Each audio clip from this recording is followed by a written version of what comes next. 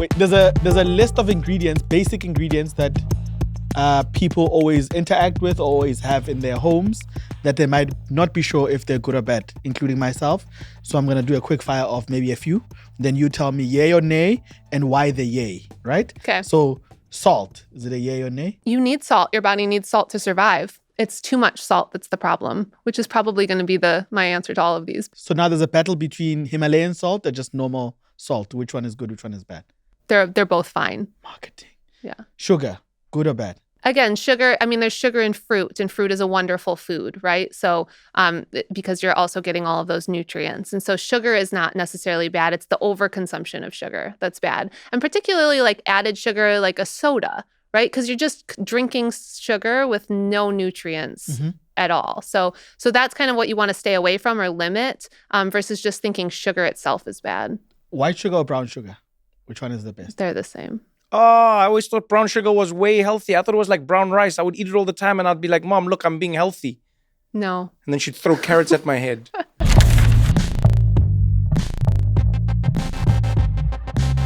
This is What Now with Trevor Noah.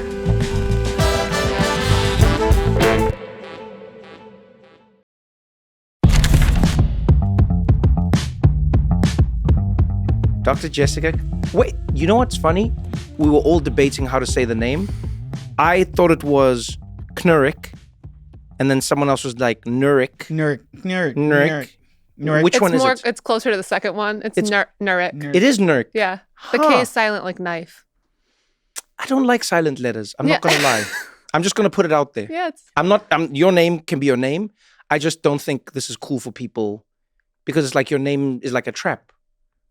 It's a made-up name. Imagine if I was like, I'm Trevor Noah, and then they're like, K-N-O-A-H.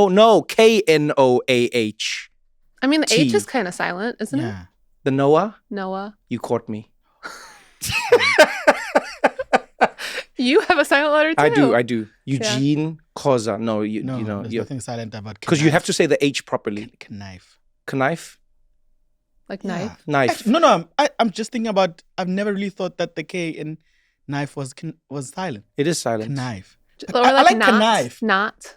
There's a lot of silent Ks. Yeah. I like the knife. Yeah, What Ks are lazy letters in words. Yeah, they're lazy. That's true. They really are. They don't pull their weight at all. Knowledge. Well, at the start of a word, at least. Yes. Whenever other letters are having a convention, then they're like, here comes K. Oh, goodness. Oh, shh. Hey, K. What are you going to do your job today? It's hey to you. This is not why we brought you on. We're not going to just talk about letters and... I'm not a linguist, I have to tell you. But you are an expert, which I do appreciate. Actually, like... I know when you read it out, it's like you got PhD, nutritionist. How would you describe what you're an expert in? Like, what do you do? What are your qualifications? I have a PhD in nutrition science, but my research focus was really in chronic disease prevention. So looking at like all of the different areas that could potentially prevent chronic disease, right. and mainly lifestyle related chronic disease, like type 2 diabetes or cardiovascular disease, like cardiometabolic disease. Okay, so help us break down the difference between lifestyle chronic diseases versus what is like a non-lifestyle chronic disease. Yeah, lifestyle related are just things that we know, we have pretty good evidence that like lifestyle related habits or behaviors are actually impacting your disease risk. Okay. So there are some like chronic diseases that we don't necessarily know that. We don't know like how much behavior is or like lifestyle is actually impacting it. Like, is there give me an example just so I can wrap my head around it. I'm trying to, because you said type 2 diabetes would be more lifestyle. Yeah. Okay. And then type 1, I guess, no. Type 1, no. Yeah. Okay. So it might just be hereditary. Yeah, like an autoimmune type of response. Okay. Yeah. Okay. Yeah, a lot of hereditary factors. Right. Yeah, a lot of genetics. Yeah, so you're potentially other like environmental factors. We just don't know as well. So some we know for certain, or there's a lot of research to suggest it? Yeah, and it's also that like you could potentially prevent the chronic disease with lifestyle change. Got it. Yeah. I love the world that you're in. We were chatting to the team. I feel like you are one of the bright spots of social media, and Eugene and I were chatting about this the other day. And we're saying like I'm not going to take credit for it because you said it. Yeah, because Jessica, things that happen in our friendships with taking credit. These disclaimers need to happen more often. I'm not going to take credit so buckle up. Because you said it. But Eugene said something very valuable. He said, we can always jump to try and like vilify social media, and we can look at the bad, and we can, you know what I mean? But we also forget that there's a good side of what's happening on social media. There's also a good side of what happens on TV, etc. And I was like, man, Eugene, I feel you, man. I feel you. Glass and half full. Yeah. And I feel like you're one of those bright spots, an expert on social media, breaking down the most complicated topics for everyone to fully understand. Thank you. I appreciate that. No, we thank you. No, genuinely, we do. I love how you got into it as well. You know what I mean? It's like 1 minute you're the scientist who's like really working on like the what do they call it again? The you write the research papers and the like a grant? sketchy pad. No. You're not my friend. Friends would help. No, the academia more. Yes, the academia. You know what I mean? And then now it feels like you've bridged the gap between the information and the people who need the information. Maybe we start in that. Like, what made you think, you know what, I need to get involved in getting this information directly to people and not just keeping it in the world of expertise?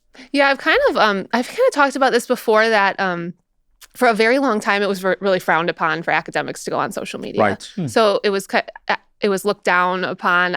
I first went to social media actually back in 2016. My little brother was like, you should get on this new app. It was like Twitter's like version of a video app. And so I was teaching nutrition courses at a university at the time. And I was like, I could teach on this app. I'll just like, whatever my lesson is that day, I'll go teach it on the app. So that's what I did. And I like built up this little following within a few months. And I got a lot of pushback from colleagues and from former colleagues. And, I was a brand new tenure track professor, and I didn't want to like put my career in jeopardy. So when that happened, and people were making fun of me, like, how's your vlog doing? Oh, damn. And that was a really common occurrence. It was just not a space that like we were supposed to be in. And so I got off, and I was off for years and years after that. And I've talked to lots of other like academics and even like medical doctors, and they all feel very similarly. Like it was really frowned upon for us to go to social media. And unfortunately, that's where people go, for better or worse, for their information. And so we lost a lot of ground for many years not going to spaces where people went for information. And so that's what really initially, well, I guess the second time brought me to social media was I was pregnant with my son. I was pregnant with my son in 2019 and then my daughter in 2022. And between those times, for whatever reason, I think it was after COVID, it was also like TikTok had come out. And I just started seeing way more misinformation than I had seen the first time around, and like getting targeted with it in my algorithm. And so I was like, well, that's not correct. And like, I felt kind of a obligation to protect that particular demographic, because like we're quite vulnerable at that life stage when we have young kids or we're pregnant. And so I just went on and started correcting kind of like nutrition misinformation in the pregnancy space. And then, my content has shifted much more so in the last year or so, after last summer when I saw a lot of this like movement happening in public health and nutrition. It just happened to be like my exact area of focus the last 15 years. And so I was able to really see the manipulation that was happening with the narrative. And I decided to just start correcting some of the misinformation. And so that's kind of like what brought me to here, where I am now. Sitting with you, Trevor. Do you guys need a moment? I've got places to be. Serendipitous. We always have this debate about social media, and we're thinking there's a pushback in trying to find, not even a pushback, maybe a U-turn in how we experience social media now. People are trying to look for the bad, but it seems like you found the good. What is the good that it's in social media right now that people can go look for?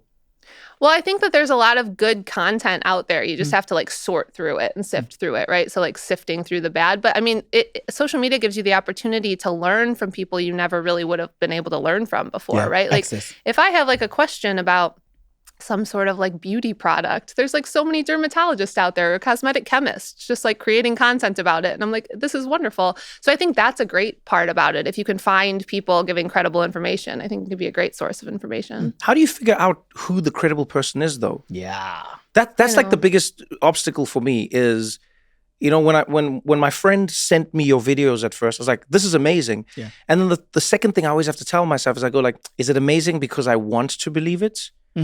Because I'm not an expert. So how do I know this is the right thing? And that becomes like the ultimate paradox online is you get it from an expert, so you think it's real. And then you go, wait, how do I know this person is an expert? Because everyone's a doctor. You know, the Dr. Oz, doctor. Yeah. And then if Dr. Oz says Everyone's it. a doctor. Yeah, no, do you know what I mean? Like Yeah. people just doctor. Everyone doctor. Like, how did you, was there a moment when people were like, who are you to say this? I'm sure people even say that to you now in some way. I'm sure there's some people who go like, you're the scam. You're the fake person. Yeah, people are always going to do that, right? Did you just say that? What do you mean? Is this how you feel? No, that's not how I feel. I said that. There's so much conviction in your eyes. Yeah, because I channeled the comment section. Okay, maybe let me ask Jessica the question. Okay, you ask the question. Dr. Jessica, do you find that sometimes on social media people look at you and think, perhaps, maybe you're the scam? That was actually better. Yeah. That was better. I think that, yes, I think that if I'm saying something that like somebody doesn't like, it's very easy to write somebody off just saying like you're a scam or whatever it is. I think there's a couple of things you can look for. This is not foolproof, but like some things to like identify if somebody is giving accurate information. They tend to not be super sensational, so which plays really well into the algorithm, right? So a lot of times in my space, if it's like nutrition misinformation, they'll scare you at the front of the video, right? They'll scare you about like if you're poisoning your children or if you're consuming toxins. Experts don't generally talk like that. Like genuine people who are trying to educate are not going to scare you. They're going to explain the nuance. So if there's some sort of inflammatory claim at the front, that's kind of a red flag. And then particularly then if they walk you through kind of why that's so toxic or whatever it is, and then try to sell you something at the very end. Generally, those are some like good red flags. I'm not saying that's always the case, but that's just something to like keep in mind. Maybe this information, has an ulterior motive to try to get me to purchase their whatever it is at the end. So I think kind of being aware of that. And then again, really sensationalized information is generally not how like experts talk. That feels like the crux of the RFK MAHA movement, Make America Healthy Again, which by the way, is a great starting point. Who doesn't want America to be healthy? No one. Oh, yeah, you know what I'm saying? Well, some people, but Yeah. Well, you know what I mean? But it's like, yeah, who doesn't want America to be healthy? And then they go like, hey, the foods that we're giving our kids and one of the things I noticed about, somebody like RFK and the people around him is they're often really good at identifying real problems. Yeah. They're not lying about the problems. And so they rope you in by saying, hey, kids are unhealthy and kids are not getting good food in schools, and the pharmaceutical industry might not have your best, and everyone's like yeah, and then to your point it flips and then they sell you something. Yeah, I mean, it's great because, they'll if you identify a correct problem that like we all care about, and then you see somebody kind of countering some of the like misinformation that's being spread, it's very easy for those people to be like, why don't you want America to be healthy? People will ask me that sometimes. Yeah. And it's like, wait, no, I want America to be healthy. That's why I'm talking about this. But I think it's like a brilliant kind of like propaganda tool to do. It's the snake oil salesman handbook. That's what it is. You come in, you identify the problem, and then you go, I immediately can cure this thing with my snake oil. Yeah. Yeah. But I also feel like with nutrition, it gets very tricky sometimes. Growing up, there were those ads that would be like, open your cupboard right now, your food pantry, open your fridge right now. Yeah. Everything in there that you see is wrong. Then they'll be like, fresh fruits and vegetables, you must eat this and eat that. But now later on in life, you get to hear so much sugar in fruit, so much sugar in this, so much sugar in that. Don't drink fruit juice. It's not good for you. It feels like the messages have been confused. Let's actually, what is the truth around that? Fruit good, fruit bad? Fruit good. Oh, okay. Fruit juice? Yeah. Well, fruit juice is different than fruit because fruit itself has a lot of fiber in it. Fruit juice kind of strips out the fiber. So fruit juice essentially has a lot of sugar and not a lot of the fiber that real fruit has. And so those are differences in terms of like their metabolic impact on you. So we don't have a problem eating too much fruit in this country. Like most of us, almost 90% of us don't meet fruit intake guidelines. So the benefits of eating fruit, which is like all of the micronutrients and polyphenols and antioxidants and all of that, and the fiber far outweigh any problems that we would see with like the sugar, because the sugar is packaged within the fruit. So it's different than just like drinking a soda, for example, which doesn't have any of that. It's just the sugar. I can eat half a watermelon in one sitting. Same. That's a lot. Same. Okay. Does that give you GI issues? Yeah. Do you feel itchy somewhere? Because that's I GI. don't think that's GI. Oh, I'm glad we've got an expert here.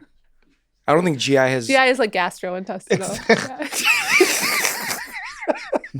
No, it doesn't. I've never had any problems actually. Okay. Like how do you know if you're having too much fruits? I mean, I don't know that there's like a specific symptom or sign to know if you're having too much fruit. And again, like too much is going to be very individual, right? Okay, so when we make recommendations like 2 to 3 servings of fruit a day, like those recommendations are just for the general population. But someone else might be able to tolerate much more than that versus somebody else. I'm someone else. Okay, so I'm exceptional. You might have an exceptional fruit tolerance. I have an exceptional fruit tolerance. but here's my specifically watermelon. Yes, watermelon. Oh, I love watermelon. I mean, how can you not love watermelon? You know the greatest scam ever committed? Is eating it shirtless. No. Oh. But I'm into it. You must try it. I've never thought of that. Spot's gone. Wow. Just you, a sticky chest. Damn. Then shower straight after. No, what I was going to say is the like rest of the watermelon that's left. What I was going to say was like the craziest thing, the worst thing that ever happened was like when I came to America and then I discovered like here, watermelon had like racist connotations. Then I was like, what? And they're like, oh, black people love watermelon. And I was like, yeah. They're like, you love it. And I was like, yeah. And they're like, no, but you love it. Yes. I was like, yeah. Where does that come from? Ah, man, it's all like. Jessica, do you know as a nutritionist? So if I remember correctly, there was like a whole thing around it. Ryan, you'll probably know this, but like there was like a whole originally it didn't have any racist connotations or anything, but as black people in America were choosing their foods and were making them and were enjoying them, then racist groups were like, we've got to find ways to poke fun at them. And so they became the stereotype. Fried chicken was one of them. But here's the thing. Yeah, black people like fried chicken. But you know who else likes fried chicken? White people. Yeah, thank you. You can't sustain an entire industry just with the black people in America. I trusted you more when you said white people. I was like, she missed the criteria. And she's a nutritionist. My family loves fried chicken. Yeah, thank you. You see, we have just there we go. Oh, so there was this. Oh, okay, I see what you mean. Yeah, and then they just made it a thing. But there was also something around like the farming of it. Like it, if I remember correctly, I mean, we'll fact check this, but I think there was a story around like black farmers post-slavery started growing a lot of watermelon themselves. Yeah, and it was one of the crops that were easiest to grow. And so they were like, because they had farming experience, unfortunately. And then they were like, we're going to grow watermelon. And it became like a crop that they were using and they were making a lot of money from. And then there were just racist people who were like, we got to shut down this watermelon vibe. And so to make it distasteful to others, funny enough, like sort of like it was another, scammy thing before social media. They went, well, you know what watermelon means, you know where it comes from. And then that's where the stereotype sort of like gains its footing. I always feel like in any industry, there's always corporations getting involved and trying to take people off eating fruit and vegetables that are fresh and going for the packaged foods. Do you find that in urban areas and in cities and in first world countries mostly, fresh fruit and vegetables are very expensive and unattainable for most people? Yeah, they're certainly more expensive relative to when we're looking at like the caloric density, so how many calories are actually in the food. They're certainly more expensive than these packaged foods. A lot of that is because of the policies that we've enacted in this country, and particularly kind of like zoning laws that have created these, what we term food deserts in a lot of the urban areas, where they literally don't have access, like easy access to a grocery store with fresh fruits and vegetables. So they're going to dollar stores and they're going to gas stations for a lot of their groceries. And so, what we might take for granted going to a grocery store, like I live in the suburbs, there's like 5 grocery stores within a close proximity. Yeah. A lot of people don't have that. And so they have to take like, multiple buses to get to a grocery store. And then they don't have transportation, so they're carrying all of that home, and it just the barriers of access are much higher. So it's not even just cost; it's also just accessibility of fresh fruits and vegetables. And so what happens then is people are heavily reliant on prepackaged foods, much more so. So they're more accessible. They have longer shelf lives because think fruits and vegetables go bad after a few days, and if you don't, prepare them, then you have to go back and do that whole thing again to try to get access to them. So yeah, that is a big problem in our country. I mean, millions of Americans live in these food deserts that don't have easy access to fresh fruits and vegetables. Wow. How do we think of ultra processed foods? Because depending on where you look, they'll tell you they give you cancer. They're causing obesity. You shouldn't eat any of them. Some people are like, oh, it's in moderation. Some people are like, no, that they're completely fine. what's your view on ultra-processed foods? And I know that's a broad term, but Yeah, maybe we should define it. Yeah, let's define it. So there's not a great definition for it, which is why HHS right now has kind of an RFI out to like a request for information to figure out like what is a good definition for ultra processed foods, because they do a lot of talking about ultra processed foods, but we don't have a great definition. In the nutrition science research, we use something called the NOVA classification. NOVA classification. Yeah, so it's out of Brazil actually, and so they did like a first effort years ago to define what ultra processed means, and they defined it as foods that include an ingredient or a processing method that you don't have access to. So you can't replicate it in your kitchen. So the best way I can explain it is with corn. So unprocessed would be corn you pick from the garden. Okay. Minimally processed would be like frozen corn. Okay. So they just shuck the corn and put it in the freezer. Yeah. And then processed would be canned corn that they add a little sodium. So just adding sodium is considered processed, like in this classification. And then ultra processed would be a Dorito chip. So you can't replicate a Dorito chip in your kitchen, but there is corn. She's amazing. You see now? So, but if we use that definition, right? Because again, the definition is an ingredient or processing method you don't have access to. So that really means any of these additives that, you know, that we use to like preserve food or change the color of food or those types of things. There is so much variability in the nutrient density of those foods. So you can have something like a Dorito chip that doesn't have very much nutrient density, right? It's not great for you. But then you can also have something like a protein powder would be considered ultra processed, but you're getting a lot of protein in that protein powder. Right? So you can't just go good or bad. Exactly. And the people in charge right now are wanting to go good or bad and kind of like demonizing the previous administration for not like taking a hard stance on ultra processed foods. But this is the reason. When you look at the science, there's like nutrient dense ultra processed foods and they're more accessible. And so if someone can devise a healthful diet that includes a lot of ultra processed foods, but that it can still be a health promoting diet for those people who don't have access to fresh fruits and vegetables, for example, then we can't demonize those foods, right? That we have to identify that, oh, those can actually be health promoting. And so we still need to do a lot more research in this area. And they've been doing some of that research at the NIH, looking at ultra-processed foods. So it's a very nuanced kind of like ecosystem there. But at the end of the day, low nutrient ultra-processed foods, these prepackaged foods, there's pretty good evidence that they're negatively impacting our health. How do we figure this out? Is there like a simple trick that we can use when we're out there buying food? You know, so let's use Doritos as an example. Yeah. Someone grabs a bag of Doritos. I did. I wasn't going to say who. Someone grabs a bag of Doritos, right? They haven't eaten that morning. Yeah. I didn't. I wasn't going to name any names. And then they start nibbling away. And you can see that this person is hungry. And they're just like, I just need like a few little nibbles of a thing. And then they eat it. And then afterwards, they still don't really feel like they've eaten anything. I don't. And their stomach isn't full. At all. And they're going, I still need to eat something. After the podcast, yeah. And because I feel like I need to eat something, it means that wasn't like necessarily bad for me or it didn't. Do you get what I'm saying? Mm-hmm. How do, like, what is that gap that we're, because we all experience it. Someone goes like, oh, I still have space. Mm-hmm.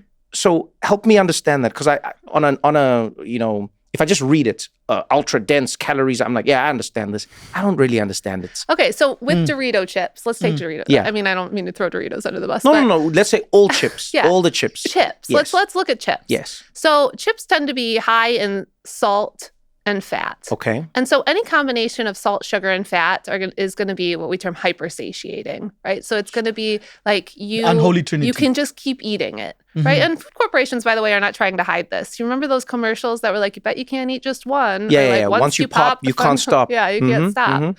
So like they're designing these foods, with salt, sugar, and fat to be hyperpalatable, hypersatiating. So what the problem is that those chips don't have any protein and they don't have any fiber. And protein and fiber are the things that are going to give you that feeling that you're talking about, which is like feeling a bit full, right? So when you're eating something like that, you want to be pairing it with something that has protein and fiber as well. So maybe you eat a chicken sandwich and you have like some chips, right? Or maybe you eat a bean salad and then you have some chips. Like, so implementing fiber and protein are really where you want to focus. But there's something that's confusing here. So you say the chips, it's the salt, the fat, you're eating it. you know what I mean? It's making you feel like you're still hungry the whole time. You're eating the thing, you're eating the thing, you're eating the thing. It makes you feel like you're hungry, makes you feel like you're hungry. And then you said pair it with something else is like a better way to have it. What about those like brands that say we've got fiber in the chips and we've got, do you know what I mean? Like there's some chips that go, no, this is a protein chip, but it still has the same calories on the bag. And are those actually better chips than the other chips? And is the better enough to be better for us? Or is it just a little bit better? How much better? 27% better. No, I'm just kidding. Oh, damn. I was like, wow. I was like, now we're kidding. Jessica, what's going on? I thought you were the expert. I just made that up. We're vulnerable. Okay, yeah, you had us. I know. I'm you sorry. had us. You had us. I'm sorry. I was sold. Welcome to That's government. not true. That's not true. I was sold. Let me tell you, I had already scheduled in my brain calendar every event I'm going to, and I was going to say 27%. No, don't say it. So I am actually pro these food corporations doing things like what you're saying, because I do think that if you could add to something that someone's already consuming, and you can almost make a better version of it, in the sense, and when we say better, it's just like they're adding in these nutrients that can help potentially make them like more satiating, right? Like fill you up as you're eating them, which I think can be a net positive. So I would say that I think that would be like a step in the right direction to add some of these things, because it could potentially help on the back end. I don't really have data to say like how much better it is or how effective it actually is, but theoretically that seems like it could be a potentially good thing to me. I feel like that's where they scam us though. They're smart because someone like you will say you need more protein in your diet, you need to make sure that you get more fiber, and then they just write on the bag, more protein, more fiber, just like the doctor said. Correct. And then I'm like, back to those Doritos. You know, everything that you were saying about Doritos is so true about how they make you feel, because I'm constantly battling with that. If I haven't eaten anything healthy in the morning, I'll start out with junk and I'll start thinking I'm doing good, but then I'll feel even worse throughout the day. But my question has always been, what is the definition of being full and what is the definition of being hungry? Because there's people who go, I don't eat that much and they're fine. But there's people who, if they skip a meal, they ultimately, they fall into collapse because they're super hungry. So when you're eating something good, what is the battery level of, no, now I'm full? Is it because you've had the mass of food, or is it because your mind is going, we've ticked that box, we've got enough of that and we're good now? I actually do not know the exact answer to your question, which one it is. I just know we obviously have hormones that are kind of like sending signals to our brain. We have hunger hormones, and satiety hormones. And so essentially... satiety hormones? Satiety means like you're full. So hunger and then full. Okay. And so when you are eating to a certain level, this is why they kind of say to like eat slow and digest your food, because it gives your hormones essentially time to kind of trigger your brain, hey, we're full, right? So if you are relaxed, you're sitting, a lot of people on vacation say that they feel a lot better when they're on vacation, when they're eating. And a big part of that is they're relaxed. They're not stressed. They're not running around while eating. And like, they're not driving their car and eating a sandwich, right? They're like sitting at a table and chatting and like having a meal and digesting that meal. And so when they do that, they tend to eat less as well, because when you're digesting, it gives those signals time to be like, hey, we're full. So let's not overeat, which is another thing about ultra processed foods. It makes it really convenient to eat quickly, right? And so the quicker we eat, the more we're going to eat before we feel that feeling of full. Okay, so help me understand one more thing, because I really don't get this, even though I try and read it and understand it. How is it that tiny bag can make you gain weight when it's like that tiny? Help me understand like the calorie and why you're gaining weight from a thing. So I can eat half a watermelon, as I've said, and I can eat like a few bags of Doritos. Now, I'm not saying this scientifically, but the Doritos will, if I look at my body, if I have a week of terrible food like that, I'll see a difference versus if I eat like watermelons the whole week, type like fruit things. How does that work? Because it seems like the mass of this is greater, but I don't think people fully understand how that tiny amount of food is making them gain more weight than more food, like in a plate. It's just calories. It's what we term energy density or calorie density. Yeah. So a watermelon is is not calorie dense at all, which means that for the mass that you're consuming, the calories are very low, right? Because the watermelon, first of all, it has tons of water. Like that's its main thing. It's also got fiber and it's got all of these other like properties to it. So when you're consuming it, it feels like you're eating a lot. It's just like if you consume like a huge plate of vegetables, right? Mm-hmm. There's not going to be a lot of calories in those vegetables, but it's going to look like a lot. Like if you hand me a big salad, I'm going to be like, whoa, that looks big. And then you hand me like this little bowl of pasta, it might not look as big, but it's going to have way more calories in it than my big salad, right? Of vegetables, if you don't put dressing on it. So it's all about the caloric intake. So the small bag of chips has likely far more calories than the half a watermelon or the few pieces of watermelon, whatever you're eating of a watermelon. Yeah, right.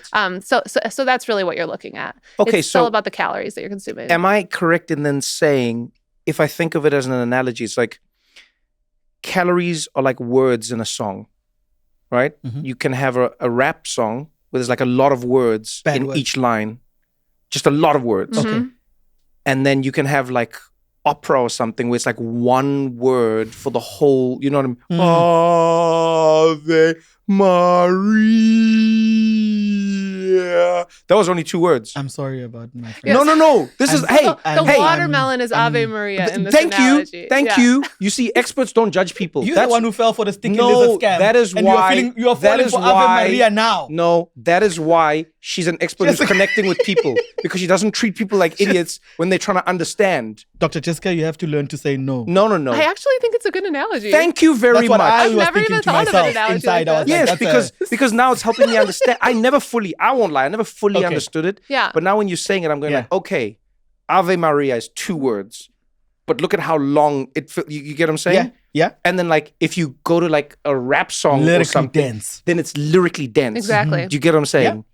Okay. Lyrically dense is calorically dense. Aha, I see. The chips are calorically dense. And then you add to it, they don't have fiber and they don't have protein, which help to fill so those you things up. are like separate to the calories. Right. Mm-hmm. You see, I don't think most people know this. They're not separate to the calories. Like protein is involved in the calories, but they help to make you feel fuller faster. Okay, so they're like teaming up with the calorie to do a better thing for the okay. Or else if you have just the calories by themselves, they don't have a teammate and then they actually become bad for you. Well, you can't just have calories by themselves because calories. I mean, do you really want me to get into the this is nutrition why. side? This is what people need to learn. I genuinely, okay. So we have macronutrients and micronutrients. Okay. Micronutrients are vitamins and minerals, right? Vitamin C, vitamin D, whatever it is. Macronutrients are calorie-containing nutrients. So that's protein, carbohydrates, and fat. Those are the 3 like So everything you eat is comprised of or protein, carbohydrates, fat. Got it. And 2 and out of those all those have 3, calories. Okay. 2 out of those 3 have been demonized. Except Carbs and fat. Yeah, Yes. and we need all of them. They're all very important. Okay. Yeah, they all play roles in our So if you were physiology. advising somebody on their diets and they said, I'm staying away from carbohydrates and fats, you would be not happy? No, because you cannot eat a 100% protein diet. That would be very bad for your body. Why is that bad for your body? Because, well, first of all, we run on carbohydrates. I mean, that's, and we're getting our fiber from carbohydrates. That's the only place you can get your fiber. And you also need fat for your brain health, for many things, for nerve signaling. So fat's incredibly essential, particularly, for all of us. So each macronutrient has a really important role in our body. And they all kind of play together. And so you can say, I'm going to eat a lower carbohydrate diet, and that could be potentially beneficial for someone. Okay. But you can't just like cut out carbohydrates and fat and only eat protein, like just only eating like raw chicken breast, which also would have a little fat. It's hard to get like pure protein unless you're eating just all ultra processed protein powder. So when we see these people selling that diet online where they go, I've just been eating meat only for 2 months and I feel amazing and now there's no cancer in my body, we should be skeptical of that. Yeah, and just to be clear, meat has fat, right? So if you're eating like steak or you're eating really any meat, it's going to have some fat. So meat has protein and fat without carbohydrates. Okay, got it. So they're eating a protein fat diet without carbohydrates. And what the literature says is there can be short-term benefits for some people on a diet like that, where you're really reducing carbohydrates, like a ketogenic diet or a carnivore diet. But the long-term literature does not pan out. Like we don't have good evidence that that's sustainable for the long term. When we look at food labels, how are we able to discern any of this ourselves? So I know there's that like simple rule that they give you where they say, if you want to stay healthy, stay on the outside of a grocery store. Yeah. Wow. And they go like, just never go in. So stay on the perimeter and then leave. And they say you will be healthier. Right. But if people are looking at a package, how do you know when the thing is or isn't bad? Because I remember once seeing RFK was talking about like ingredients in food, and he was like, look at the bag, look at the bag. And I had to read the subtitles. I was like, sticky lizard, is that you?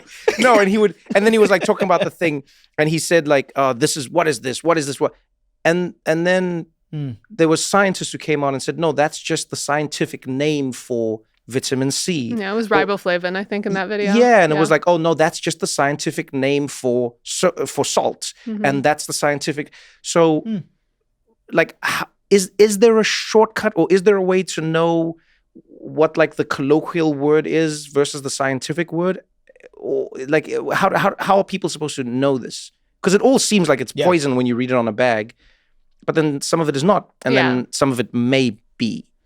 So when you're looking at a nutrition label, and this is why I'm a big advocate of front of package labeling, which is like more clear for people to really understand, oh, this is high in sugar or this is high in fat, so people are more aware. Right now we don't have that, but they're working on it. But we have labels, and you'll always be able to see the amount of calories, the amount of protein and carbohydrates and fats, and then an ingredient list. Right. And so, it depends on what someone's goal is, really. Like if you're looking at a label, I don't actually look at labels much myself, because I kind of, I don't eat a ton of like prepackaged food, but the prepackaged food I eat, if I'm buying like crackers or something, you can look at it if you want to and like look at how much fat a cracker has, and then you can compare it to another cracker that has a bit lower fat. But if you are just kind of like shopping for yourself, the label can give you, the way that the ingredients label is that it's the first ingredient is the largest in the food. Okay. And then it goes down from there. And so a lot of times in the ingredient list, it's like vitamins and minerals. And there's a lot of them, especially like wheat products, because we fortify our wheat here. And so they have like different B vitamins in them. So a lot of times it can feel very overwhelming to see like a big, long ingredient list, but it's not as overwhelming as one might think. That's interesting, because it's actually just contained in the food, because that's how the food was made. Like the actual, you see, I didn't know that about wheat in that way. We fortify with like vitamins. Right. Minerals in the wheat. So you'd find that people who work out will have a pre-workout meal and a post-workout meal sometimes. Maybe it's a shake, maybe it's a salad, whatever it is. The average person who doesn't work out, do you have to be conscious about if you're going to have maybe a busy day and you're going to walk like maybe 4 miles today? Can you specifically look into your pantry or your fridge and go, I'm going to eat like this because I'm going to be active, versus I know I'm not going to get out the house for the next 4 days, so eating this might be bad for me? In terms of the amount that they're eating? In terms of the kind of food and the amount that they're eating. They're going for a walk for let's say I know that this week I'm gonna walk. Okay, yeah. I'm gonna walk a lot. So I'm gonna walk from home to work. Is there specific foods that I should avoid if I know that next week I'm working from home? I shouldn't eat any of these. No, I think that, you can like down-regulate the amount of food that you're eating if you down-regulate your energy expenditure or your physical activity. Down-regulate, Dr. Jessica. Like you can decrease, right? You don't have to eat as much food. So you'll eat more food when you're more physically active. And then the next week, if you're less physically active, and that's where like hunger signals come in, right? And so if you feel hungry, you eat again, kind of like try to digest your food, eat till you are no longer hungry. Don't overeat just because it like, continues to taste so good. Or like hobby-wise, a lot of us will do that just like out of habit. And so just, eat to fullness. And then the next week, you probably won't be as hungry. And so like you will not probably eat as much. You don't have to plan for it though. How important is listening to your body? Because sometimes like what you touched on, this hobby eating and habit eating is quite prevalent right now, right? You see something on television, on social media, you go, I think I'll order one of those. But how important is it to listen to your body and go, it might be 6 o'clock and I usually eat at this time, but today I'm not hungry? Yeah, it's really important to listen to your body. And not, and not override signals. And that's why like distraction can be a problem too sometimes. So like if we're really distracted or really stressed or really, doing things while we're eating, it can lead to overeating versus just kind of like being present with your meal and sitting there. And now we're getting into like the psychology of eating, but it's a lot of like presence can really help in terms of like understanding your own hunger and satiety cues. Do you think there needs to be, it's interesting that you said that. Do you think there needs to be an overlap in how we talk about these subjects? Because for a long time, experts have always like stayed in their lane. And I mean like just stayed in their lane. Yeah. They'll go like, no, I'm a bone doctor. And you're like, but are you a doctor? They're like, yes, of bones. Like, but can you tell me they're like, no, bones. And I'm not saying they shouldn't do that, but it almost feels like then the gaps open up for the people who are like, oh, I can tell you about bones and more. And those people may not be the experts, like I've seen a bunch of your videos where, for instance, you're talking to moms. And I understand why, because you told us the personal connection you have with misinformation online to moms. But I've noticed that you get into the emotional side of things. You don't just say, here's the facts, you'll say like, I know you're scared. Or, hey, it might be scary when you hear, or when you might be worried about that. Or you feel like you want to.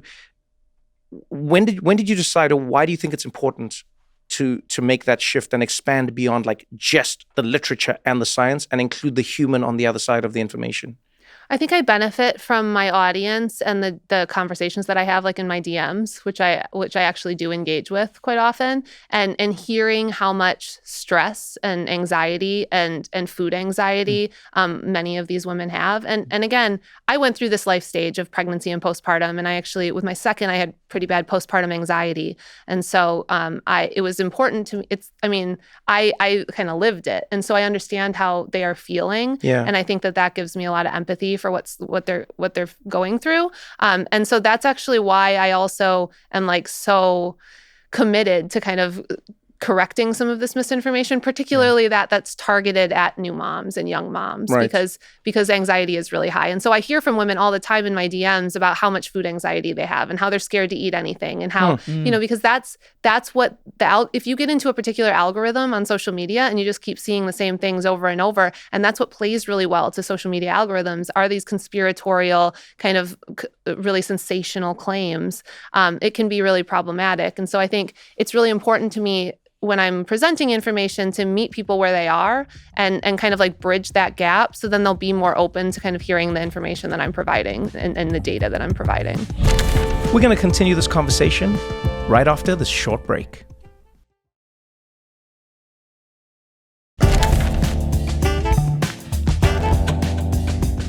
What's your bat signal? Like, what's the thing that you see that makes you go, time to get the cape out? Whoa. Because I mean, I think of you like that. Whoa, I don't think of Jessica like that at all.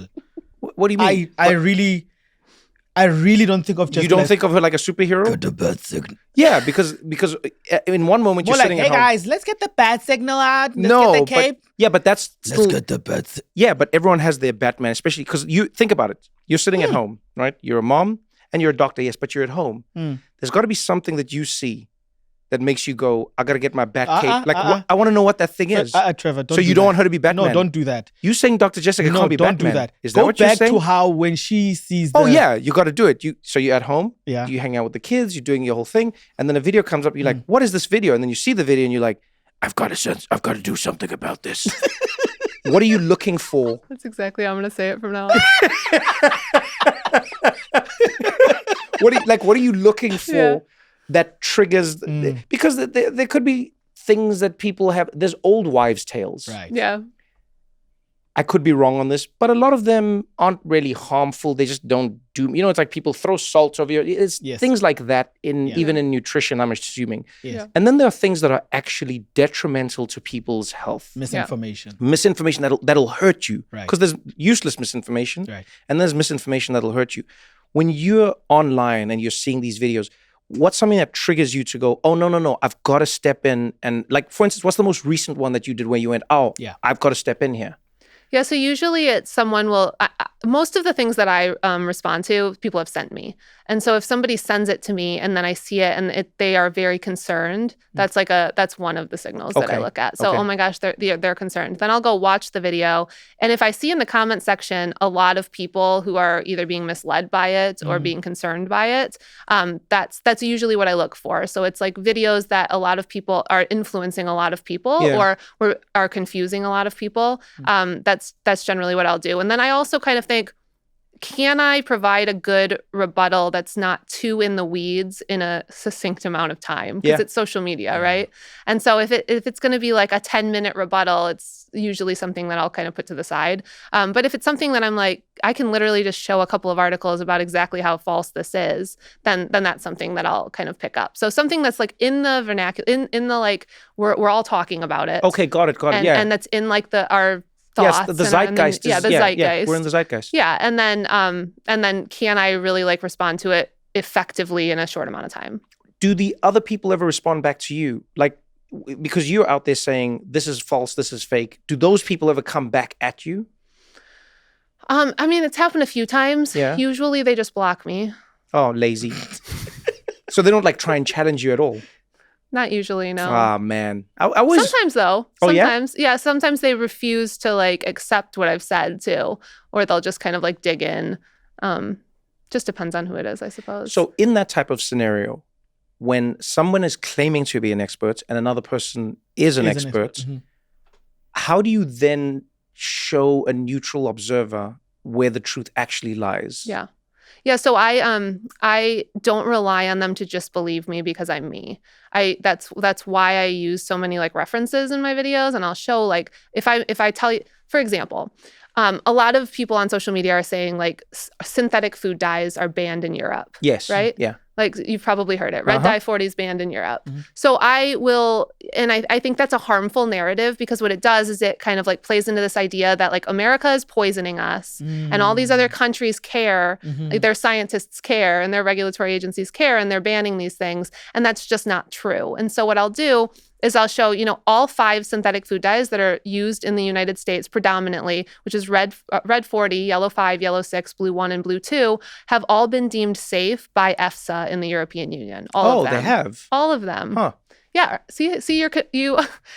Yeah, no, I didn't. This is because of the narrative on social media, and they've all been deemed safe. I knew that they were deemed safe, but I didn't know that they were also deemed safe in Europe. Does that make sense? Yes. So they're deemed safe here by the FDA. Yeah. But they're also deemed safe in the European Union by EFSA. And so I'll go and I'll show kind of like their regulatory agency, or not their regulatory, but their scientific safety agency, and I'll show how they've been deemed safe. So you don't have to take my word for it. Go fact check me. But I'm going to bring this information to you so that you're aware that it's not a difference in regulation. Yeah. And then I kind of like will walk them through, whatever else we're talking about. But I think that that's really helpful to kind of give people their own ability to then go and look into it more if they want to, or actually like show them why it's false instead of just kind of relying on them believing me that it's false. Like I'm doing right now, because I'm not really showing you that it's false, but go fact check me after. No. I mean, I'll read this, but what I'm saying is like I knew one part of it, is what I'm saying. Do you know? It's like I just knew one piece of it, and then I didn't know another piece of it. And I think that's actually what people don't realize. That's fertile ground for misinformation. A lot of people think, and this is something that I had to learn, and I learned it acutely during COVID. Before that, I didn't really need to know it, I think. I didn't understand how so many people felt the way they did about vaccines, right? And forget the COVID vaccines. I will always say that to people who are even like fighting with, I go like, let's forget the COVID vaccine for a moment. Take it away. Because I understand this was a unique moment in time. It was fast. It's confused. Let's forget it. But vaccines themselves, I don't understand how you're against them. They'll be like, because they're not safe and they're not this. Then I go like, I grew up in a country where like my arm looks like a war zone. Do you know what I mean? It's like, I've got every vaccine. You've got every vaccine. Our parents have every vaccine. Everyone's just, please tell me you've been vaccinated. But they didn't give us a choice. You were in school, bam, bam, bam, jab, jab, jab, and they did the thing. The polio vaccine. Yeah, like all malaria. All of these things, right? And so what I then realized was, it's sort of the opposite. It's not the people who don't know anything. It's the people who are actually reading and trying to learn and really informing themselves that are oftentimes the most susceptible to the misinformation Yes. because they quote unquote do their own research. Yeah. Do you know what I mean? So they go, well, I actually read this and I read this. And have you seen that video? And I saw the study that was done and I saw this. And then it's like, is it a study? Is it not a study? It was a study on 5 people who conducted the study. How do you even know when a study is good? Is it a meta-analysis or is it becomes, but that's where it's the fertile ground. And so like the Make America Healthy Again movement. MAHA. If you look at it, 80% of what they're saying is sort of like the truth.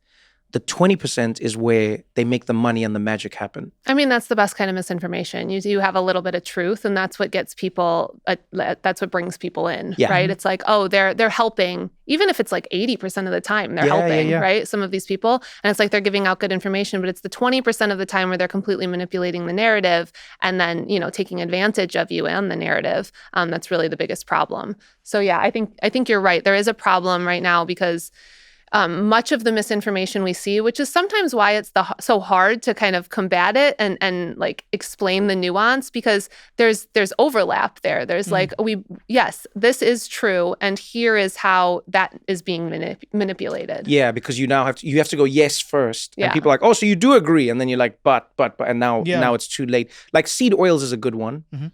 That's like one of those myths that also doesn't go away.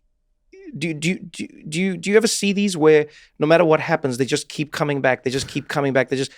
So like seed oil is a good one. Yeah. Sunflower oil versus canola oil. Just seed oils. Those are both seed oils. In South Africa, that's what's going on now. Oh, that's the fights in South Africa. Yes, because they're going, canola oil is used for things that you wouldn't want to know about. And then people for a long time were using canola oil over sunflower oil. Huh. And now the switches, people are going back to everywhere sunflower. Everywhere you go, canola oil. So there's a big drive. I think it's a fight back, obviously, from the sunflower industry that's going, you need to use sunflower oil. You need to use sunflower oil. So a lot of people now have moved there. Avocado oil hasn't caught on that much. And obviously olive oil hasn't caught on that much. But the big battle right now in South Africa is between canola oil and olive oil. So are seed oils... and sunflower oil. Yes. So are seed oils toxic? No. No. Is palm oil toxic? No. Well, palm oil has some issues with the environment, right? And with like that sort of thing. But all seed oils, the best nutrition science research that we have suggests the exact opposite than that they're toxic. And this is where, again, a little bit of truth kind of like gets kind of spun into these interesting narratives. So seed oils, which are basically vegetable oils, that's what we've called them. They're like sunflower, safflower, canola, rapeseed in other countries. These oils are used all around the world, right? It's not just in the United States. And what we have in terms of nutrition science research, when we look at epidemiological data and we look at people who are actually consuming seed oils, it shows the exact opposite than they're harmful for us. It actually shows a cardioprotective mechanism, so that it looks like they are cardioprotective, especially when you switch them for saturated fats. What are saturated fats? Like beef tallow? Yeah, beef tallow. Because beef tallow I've now seen online. Butter, that's the healthy thing. This tallow. Is the best thing to use. You should only be using beef tallow. Yeah, They're like, you should wash your face in beef tallow. Yeah. Do you remember when they were telling you to wash your face in coconut oil? There was the coconut oil revolution. Yes. I tried it. It was terrible. Yeah. It just blocks your pores. Yeah. And you smell like coconut the whole day and you just get like really hungry. All day long? All day long. When you walk in the sun or? Anywhere. I would just smell coconut everywhere I was going. You smell sauteed. Yeah. And then I was just like, it was terrible for like managing my hunger. I'm always fascinated about. But wait. Let me explain the seed oil thing though. Seed oil, because they do take. I mean, there is and this is something that happens actually a lot in social media narratives with nutrition. They'll take a mechanism that's true, and then they will expand upon that to where we don't have any evidence to suggest that's true. Wow. So, for example, seed oils they're high in alpha-linolenic acid and linoleic acid. And so those are polyunsaturated fatty acids. And so that converts to something called arachidonic acid. And when we look in a lab setting, that increases inflammation, right? It can increase the inflammatory cascade. And that is true when that conversion happens. But when we look, first of all, that conversion doesn't happen very much at all. And second of all, when we look at it in a human model, because humans are complex, our bodies are complex, and not everything always, like, we might hypothesize because this happened in the lab, it's going to happen when we look at like humans living their lives. And oftentimes that's not the case because, again, we're complex. And so when we look at human models and we look at people who have been living and consuming seed oils, we just don't see that same effect. So we don't see higher inflammation. We don't see negative impacts. We actually see that people who are eating more of these polyunsaturated fatty acids have better health outcomes. And so another truth is that seed oils, because they're highly processed, because they're cheap, and because they are relatively flavorless compared to something like canola oil, they're used in a lot of these prepackaged ultra-processed foods. And so we are consuming a lot of these prepackaged ultra-processed foods. And so we're over-consuming seed oils, which can be if you over-consume anything, including watermelon, it can be problematic for your health, right? And so those truths exist, but what does not exist is this idea that seed oils are toxic and why that's so harmful. You know, my mother-in-law, she's from Romania, and she pretty much exclusively cooks in quote-unquote seed oils, right? Like vegetable oil. But she's like sauteing vegetables in their foods and things. And so if you're telling someone who's using that because it's an affordable, accessible oil that it's toxic, but they're eating a pretty nutrient-dense diet and just using that oil, that's very harmful and problematic. Because what are you saying? That they have to go and buy like the regenerative olive oil from like the farm with the grazing cows? Yeah. Like that's just not sustainable for people. So we have to like live in reality and understand that like science does not say that these oils are harmful or toxic, and they're accessible and affordable for people, which is, I think, an important distinction. But I think to Eugene's point, and I mean, we've seen this, it's not even a conspiracy. We've seen how we're also, like you're fighting with, misinformation, but we also forget that there's a company in the background somewhere, there's a food lobby somewhere that's trying to push something, to push something else out, to push something in. Like, look at how many years fat was bad. And then we found out, remember in that investigation where like the sugar lobby worked really well to vilify fat and carbohydrates. And then only now are we going, oh, damn, sugar, we didn't realize that sugar was copious amounts of sugar. Because again, nothing is just bad. But sugar was the thing we should have been looking for in excessive amounts, but it's fat-free. You're right. If it was fat-free, it was good for you. And you're like, I can eat as much of it as I want because it's fat-free. So I will not get fat. You know? I mean, it's important. And I think you're drawing an important distinction based on what are corporations going to do. First of all, the media is going to sensationalize like science findings, right? A study, they're going to sensationalize the findings. But then corporations, they're going to take any little thing and try to spin it as the best thing for them, right? So they'll use it in marketing. So if there's a study that comes out that shows something good about blueberries, right? Like a product that has blueberries is going to put that on their label and be like, this is the best thing that's ever happened, right? And so the problem is we need to be better at regulating those marketing claims. And so there are quite a few claims that are regulated. I think they just added like healthy last year, but there's quite a few that aren't. So they can put it on the label and just kind of like as a marketing tool for the company. There's also protein. Protein is that. Oh yeah, protein's having. If you just hit just enough protein, they can be like high in protein. And that's like a marketing thing for these companies. I think organic for a long time was one of those. Oh, they nailed that one. Yeah, organic is very regulated though. So like you have to meet organic standards. What are organic standards? Let's say in meat or let's say in fruit and vegetables. Yeah, I do not know exactly what the organic standards are, but I just know that you have to use specific pesticides in like fruits and vegetables, for example. You can't use non-organic pesticides, you use organic pesticides. And I don't think it can be GMO. I think there's a couple of other like categorizations that, but I'm not sure exactly what it is. Can I just say something that I've noticed, which I really enjoy about talking to experts, is you say, I don't know a lot. Yeah. I don't know if you if you've noticed this. It's so refreshing because we live in a world where most people we interact with on this level are online, right? And so we've been sold this idea that certainty about everything means that the person is an expert. Yeah. There's expert. And what's started to give me a little more solace and even, to your point, like understanding what a red flag is experts will tell you where their expertise ends. So you've said it, we've had a neuroscientist on the podcast and they'll go, actually, I don't know because that part I think this because I know that part of it, but I don't know about this completely. And I wonder if that's also something we should look at as a red flag is if the person is all knowing about everything all the time, something's fishy. Yeah, I think that is a good use of red flags on social media. Yeah, if somebody is like appearing to be, particularly like if they say they're a doctor and then they don't put their credentials in the actual like profile, so they'll call themselves Dr. So-and-so, but there'll be no credentials. Usually I have found that they are practicing outside of their scope of practice. They're just, you'll look at their page and they're an expert in nutrition and an expert in brain science and an expert in this and that. And so that is a good thing I think to look at. Yeah, like I've always wondered, how does somebody who is just, let's say they're a doctor of whatever, is a medical doctor, or they've got a doctorate, so they can say doctor.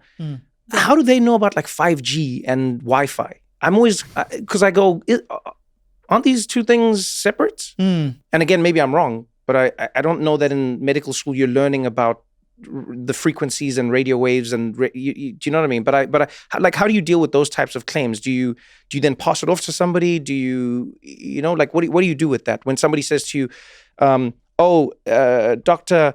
Jessica, this thing here is also, does this cause that? What do you say to them in that instance? Do you go, well, I just don't know, move on to someone else? Or have you like formed like a little team of experts who you can pass it on to? I have, yeah. So if somebody asks me a question that's just outside my scope of practice, they do that quite often with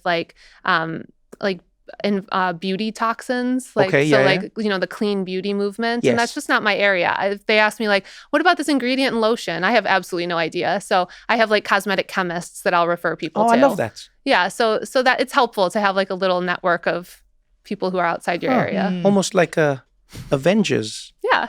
Avengers of health. The science communication Avengers. It actually is. That's like, that's fundamentally what you're the we need. Batman? Well, Batman's not in it's DC and Marvel. There's no inclusion here. No, I'm just saying, I'm not coming anymore. You can't come, Batman. Sorry, like legally Marvel owns. I like how in his fantasy world you can have a male voice and drop your kids and go, I need to go online. Yeah. But you can't be in another comic strip. Yeah, he has like these boundaries that don't necessarily. Man, I draw the line at her crossing over, but her being a man, listen, this is legal. Oh. This is what this is, okay? Oh. Yes, I do not want to be sued by Marvel or by DC for saying that somebody is in another universe. Okay? You know what I love about you? You're always with. I wanted to ask you why you chose the style that you chose for debunking things. And maybe it ties into what you were saying about the scientific community and academia in general. Yeah. It's always been very, it's like, Eugene, do your glasses? It's been very that. Yeah. Yeah. You know what I mean? Yeah. It's that thing. And you use humor. You're really engaging. You take it seriously, but you do not take yourself too seriously. Yeah. Why did you choose that approach? Because you could have come in and just been like, I'm an expert, here's what it is. But you didn't. You've gone for something that isn't necessarily associated with academia and with like rigorous studies. Why that choice? Well, thank you. I don't know. I think it's just naturally who I am. So it's probably just like lucky me that I chose something that I kind of approach it that way, just as a natural thing. I also think that I have recognized that we're living in this moment that people don't necessarily trust experts. Yeah. And they don't necessarily trust scientists as much as they did before. And it's not as bad as social media might have you believe, because I just presented on some data. I was speaking at the Mayo Clinic a few weeks ago, and I presented data on like the trustworthiness of different professions. And scientists and medical professionals are actually still some of the most trustworthy people when you compare them to, other professions. And so I don't know that the problem is as bad as we see it, but it's certainly declining. And so I think it's really important to like humanize like experts and scientists in particular, because that's my space. I think, we should take some blame for the fact that people don't necessarily trust or are losing trust in science. And that's because, scientists for a long time, and even still today, we write in a language that's not accessible to people. We speak in a language that's not accessible to people, like your glasses, right? And we publish our work behind paywalls that are not accessible to people, where you have to pay like $85 to read a single research article. And so I think that's been a problem. And so we need to kind of like put a face to people who are doing the research. And I think that science communication is actually becoming more of an important field, so that we can bridge that gap between like the researchers in the lab and then like what people actually need to know, so that we're able to fill some of that gap too. But I think like to your point of like humanizing, like being human, right? Yeah. And like inserting, a personality. I just think that helps to build trust too, right? So like when you have to like know the person to then learn from the person. And so that's part of it. I also like the fact that you're giving it to people for free.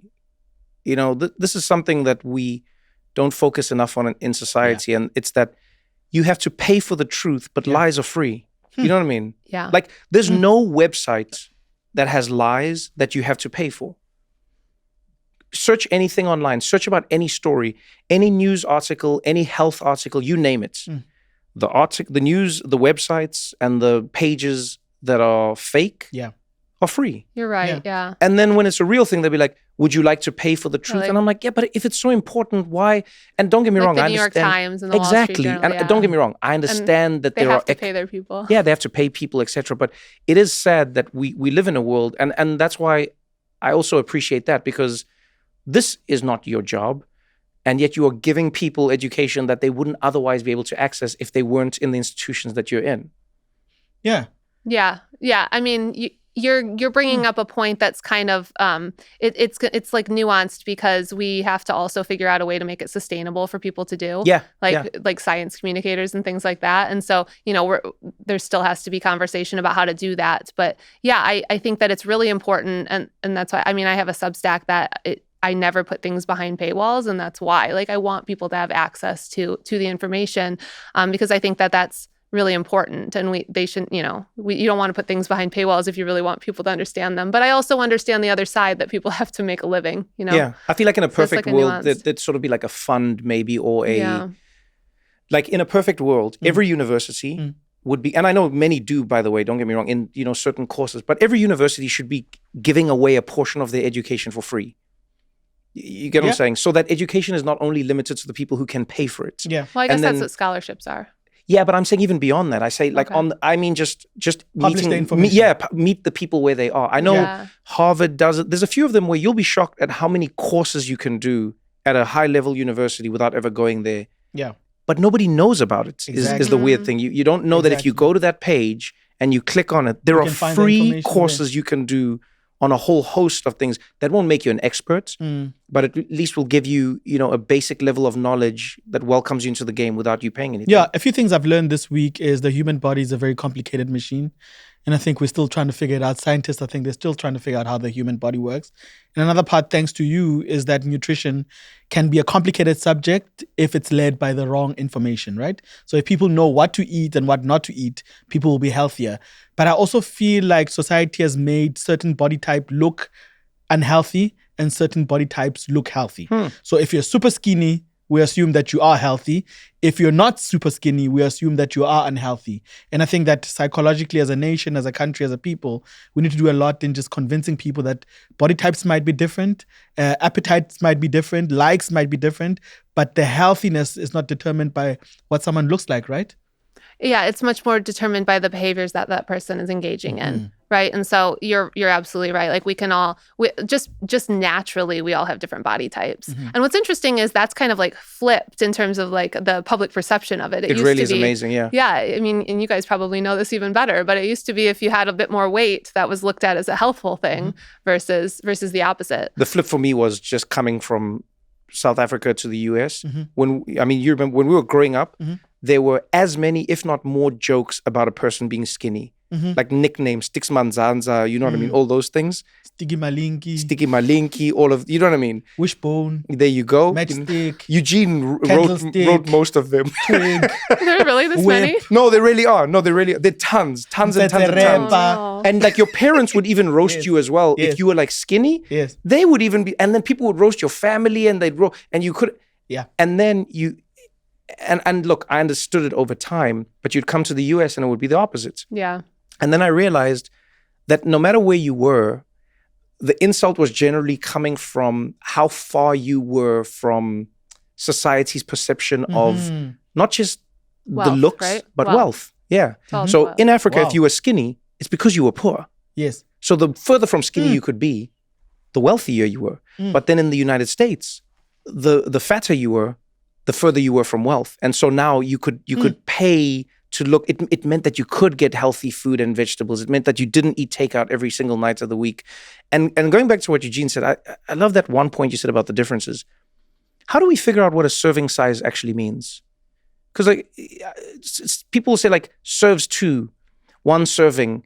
What is a serving? When you think of it as a nutritionist, like what is or isn't a serving, and how do we think of, should I eat 1 serving if it says serves 1? Is that 1 for me, or is the 1 different for everyone? How does that work? Yeah, so serving sizes, I mean, there's standard serving sizes, and like you can use your palm. Like, for example, protein might be like the palm of your hand. And these are... Wait. Let's slow that down. Protein is the palm of your hand? What do you mean? I mean, that's just kind of like a good marker. Like so a good rule of thumb? Yeah, a good rule of thumb, like the amount. The amount of protein I should eat is the palm of my hand? For 1 serving, yeah. Wait, but how high does that protein go? Yeah, that's a good question. Because that's what's always... No, but that's what's always confused me. I'll go to... Because you go to a steak restaurant. How? These are good questions. Yeah, but how many times has this happened? Yeah. You go to a place and you go, can I get a steak, right? If you get like a skirt steak, like it's a little thin New York strip steak or something. A strip steak is, they'll give you like a thin strip. Right. And it fills your plate. Right. And then sometimes you go, can I get a different cut? And the meat's like this high, but it's just, and like I'm like, fillet. That fits in the palm of my hand. Yeah. So the palm of your hand is not a perfect measurement. It's just kind of like a general, but there are actual serving sizes. So like meat might be 3 to 4 ounces, right? So if you go to a restaurant and you get an 8-ounce steak, that's going to be like now we've 2 servings got of steak, 2 to 2.5 servings of steak. And so if you're looking at like a label, it will say what the serving size is. So like for cereal, for example, it'll be like 3/4 of a cup. And then you like pour it in your bowl and it's like 3 times 3/4 of a cup, right? So that's going to be 3 servings. So then again, this is kind of like, this is my nutrition 101 course. I love it. That's what everyone needs. If it says 100 calories for 3/4 of a cup, but you pour yourself 3 servings, which was kind of like a standard cereal bowl, right? Yeah. You're actually getting 300 calories, not just 100 calories from that amount of food. You have to like triple it because you're having triple the servings on the label. So that's kind of how you would think about it. Is that part of the problem in America? Like, I know this isn't the catch-all, but when people travel, everyone will comment on how serving sizes change. You know, they'll go, like a cup of anything in America is massive. Like the movies is the best example. Yes. When you go to the movies in America and you get a large soda, if you came back with that large soda to South Africa, like the whole village is drinking with you. Yeah. Do you know what I'm saying? Except for Skinny Malinki. She's napping with a serving of meat. But like you know, those are also strange signifiers that throw people off, because they go, I've seen people say this, and I don't even mean it in a mean way. They go, I barely eat anything. I had 1 bowl of granola, and I had like 1 cup of coffee, and then I had one this, and I had 1 sandwich, and I had 1 burger, and I can't lose the weight. And I feel like you would be the perfect person to explain to them how the size of the thing makes the difference, because you just broke it down with cereal. Yeah. And when you said just pour 3/4 of a cup, that would. If you came to my house and you were like, you saw me pour a cup of 3/4 of a cup, I'll be the first person to tell you, I don't know what you're doing. Exactly. Yeah. I've never done that. Yeah. You fill the bowl. Yeah. The bowl must be full. Yeah. So would you tell people to get That's smaller bowls? That's like when people pour themselves like wine at home in their glass. It's not actually a serving of wine. That's not a serving? No, have you seen how high the wine It's more gets? like 2 servings of wine, right? But here's like my your home glass. Here's my thing, the disconnection that people have with their food. Do you find that it is psychologically fair? Because when I was growing up, my mom, when she would be making dinner, it will take an hour for her to get everything ready. And it would get you anticipate the meal. And she would be like, you can't eat a sandwich, I'm already cooking, gonna ruin your appetite. Do you feel like now people, or you have people who go, if I cook, then I can't eat the food. I don't feel like eating the food anymore. They've been tasting, eating, doing the whole thing. Do you feel like now people have disconnected from the process of making meals that stops them from enjoying meals versus what you said to me the other day, that the anticipation for a meal nowadays is gone? People are watching TV. Actually, how is that in your field, discussing how somebody should even think of consuming a meal? Like, does it change what the meal does to them? Or, you know, to sort of what Eugene is saying is like, is it detrimental to us to not be part of the food being prepared? And I don't mean like detrimental, but are there benefits? Yeah, to being kind of disconnected from the whole food system, Yes. essentially. Yeah. So there's some good data, like with children, for example. If you integrate children into the like whole process of cooking the meal, I even have a garden for my son, my 5-year-old son, and I started a garden because he gets so excited to like grow like the vegetables, and like he always goes. Unfortunately, only one strawberry the whole season grew this year. But he was out there like every day looking for a strawberry. It was really sad. Actually, to the point that literally a couple weeks ago, he took strawberries from the refrigerator and put it into the garden, and then came and got us and was like, "Look." Oh, that's adorable. I like that he was trying to like manage your disappointment. I know. He was sitting there at night and he's like, my poor parents, they don't understand agriculture. They really are having a tough time with disappointment. Let me make their day. I'm just gonna go and make their day. I don't know why the strawberries didn't grow. Maybe somebody out there can tell me. But anyway, it gets him excited, right? To like prepare the food. And then if he helps me in the kitchen, like cook the food, it gets him more excited, and he's more willing to try the food in that sense. And I think that that's like a psychology that is obviously true for like all of us, right? If we have more of a investment in the whole preparation process, it can be helpful to us.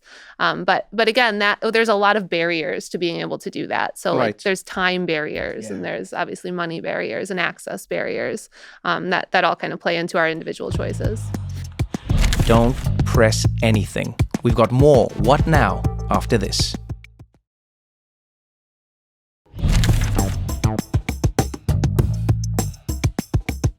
So if somebody is coming to your feed and they're looking for the information, what are the things that they should look to you for, and what are the things that they shouldn't look to you for? Like when you go like, this is like what I will distinctly help you with. It's this is the column.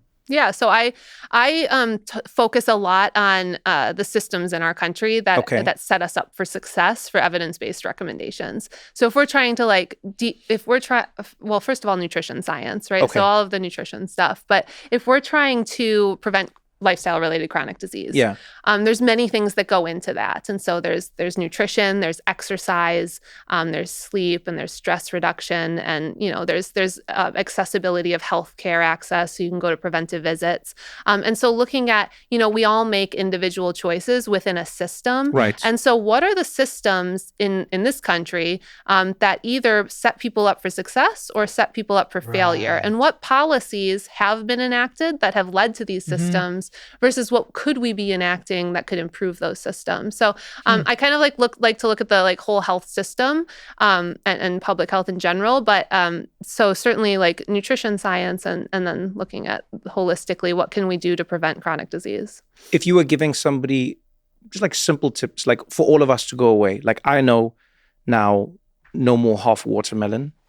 You didn't say it to me, but I felt it, and I appreciate that. Palm of my hand is a shortcut, but obviously understanding it's still within. Okay, but what are some of the tips that you would give somebody? Let's break it down actually. Because there's so many different types of people. So let's start with a mom. And say there's a mom out there who goes, I really want to get out there and I want to make sure that my kid is getting the right food in the right ways. Do I get them a bag of candy? Do I give them a treat? Do I give them chocolate? How bad is this for them? What am I trying to feed them? What are some of the tips that you would give just a mom in that situation because they don't want their kid getting cancer or type 2 diabetes or any of these things? Yeah, so let me like step back and just give kind of like a holistic view of what we've been recommending really for decades, because I think there's a lot of confusion in nutrition because of social media about like what to eat, what not to eat, what to do. But like in the nutrition science research, like it's been pretty consistent for decades. And so overall, like if you meet these things, you're going to be far and away better than, most people. So making sure that you're getting fruits and vegetables and a variety of these whole foods as much as possible. And again, there's going to be issues in terms of barriers for people, but this is what the evidence shows. So getting a range of fruits and vegetables, getting a range of proteins, a variety of proteins that can be different meats, that can be beans, tofu, like all of these different plant-based and animal-based proteins. I'm going to interrupt you in a few places. Forgive me, just so I can clarify in some of these. Does it change what packaging those things come in? So if somebody goes, I'm going to get beans, but they're canned, and I'm going to get tofu, but it's in this packaging and I'm going to get, does it change at all? Or is that still the good foundation to go with? Yeah, so those things are going to be, those are going to be on the margins, right? So maybe it'll change a little bit, but like the overall, I would much prefer you to eat canned beans than no beans, for example. Got it. Okay, got it. Right? So like this is so much more important in terms of like what you're including versus like, should it be canned or should I prepare it from the bag in an Instapot or whatever. All right, got it. Okay. And then, if because canned beans are incredibly accessible and convenient for people. Right. And so if that's going to get you to eat more beans, which is going to increase your fiber intake, that's what I'm going to go with. Okay, got right? it. I myself use a lot of canned beans because it's so much easier. I just rinse them off. But why do you rinse them off? Just to rinse like the sodium off, because there's a lot of sodium in the can to preserve it. There's a trick. Yeah. See, there's a trick. Yeah. Okay, I like that. Stick them in a colander and rinse them off. Oh, I've seen people doing that with garbanzo beans, right? Yeah. Chickpeas. Like, yeah. They rinse them off and then they. No, but you see, this is what I mean. Is like these types of things. Yeah.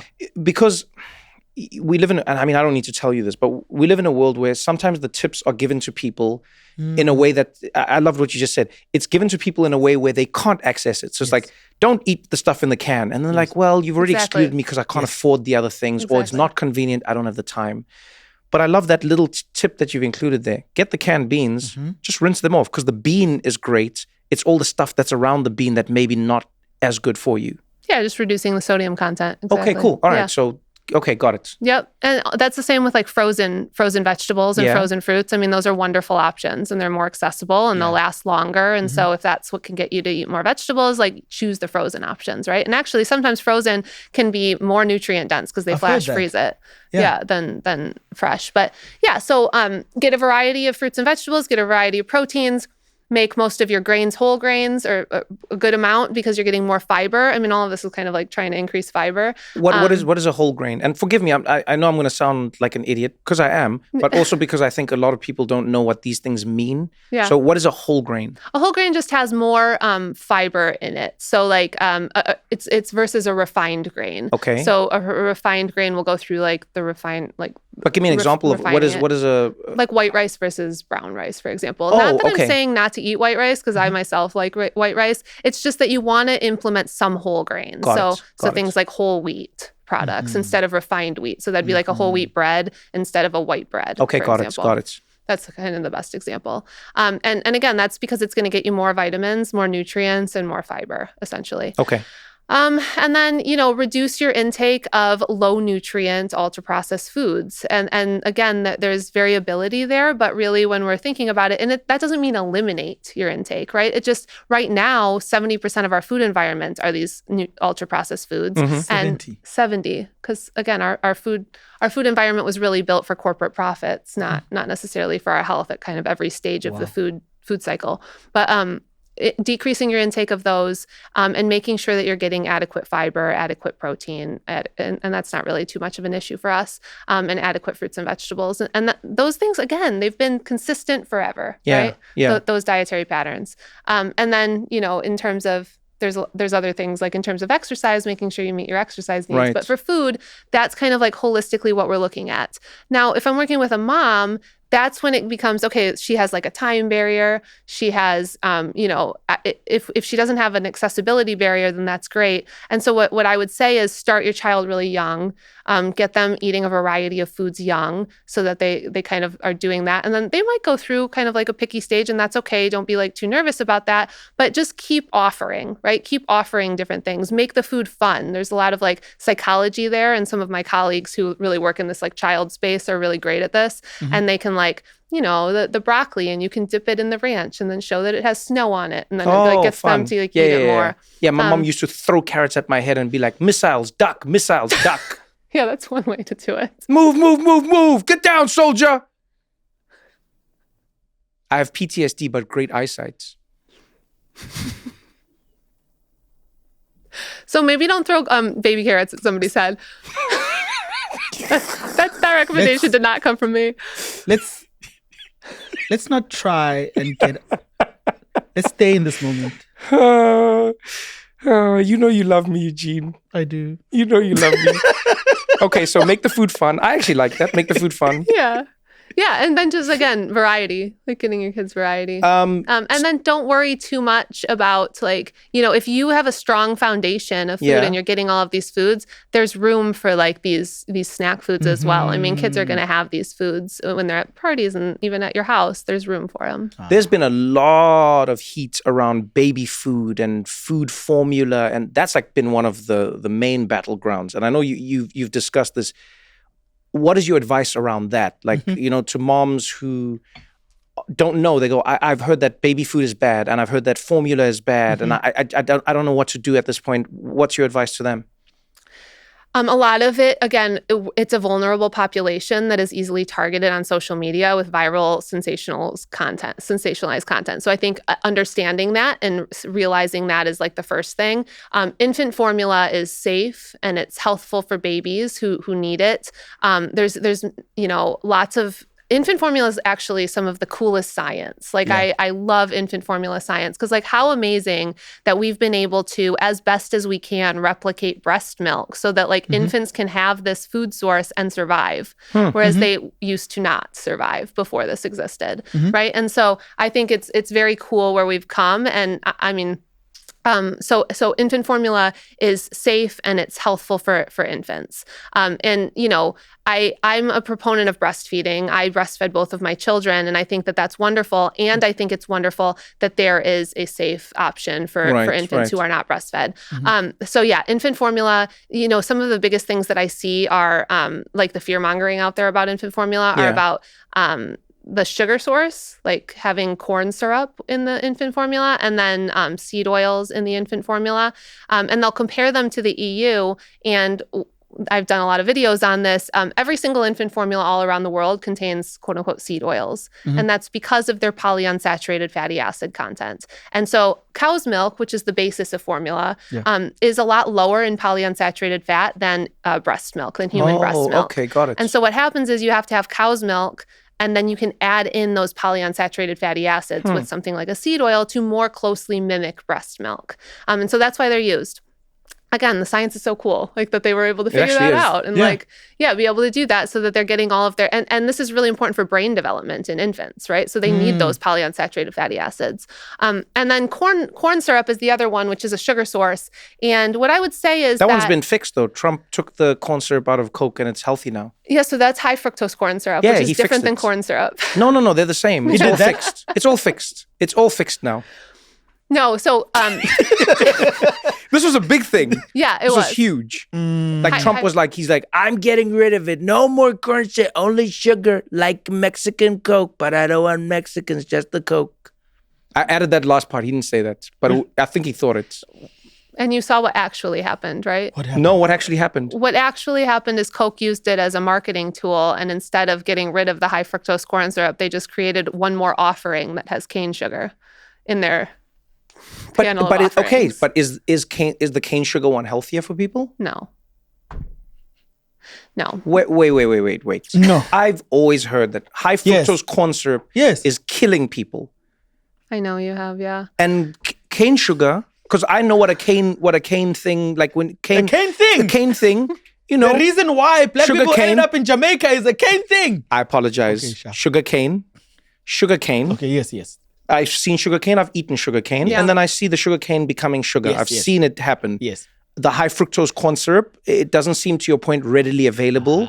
So I'm like, how is high fructose? It actually looks processed. Yeah, it sounds. It doesn't, you can't even make squeezing a sugar cane. Yes. So how's that possible? Okay, so high fructose corn syrup comes from corn. Right, it's just sugar from corn. So we use corn to make the sugar, whereas cane sugar comes from a sugar cane. You use that to make the sugar. Okay. Whereas sugar beet, which is very popular in Europe, because they grow sugar beet really well. That's what they use to make their sugar. Right. So all of these are sources of sugar. So high fructose corn syrup is called high fructose because it's much higher than corn syrup. So corn syrup is 100% glucose. So anything higher than that in terms of fructose level is called high fructose corn syrup. Okay. Let me get a little bit more in the weeds here. So high fructose corn syrup, all of these sugars are a combination of glucose and fructose. Okay, got it. So the glucose and fructose combined, 50% makes sugar, what we know of as table sugar, right? So that's 50% glucose, 50% fructose. High fructose corn syrup is anywhere from 42% fructose to 55% fructose. Okay. So they are metabolically, when we look at the data, the same. They're both glucose and fructose. They have no difference in terms of like their metabolic impact on a human level when we're looking at human physiology.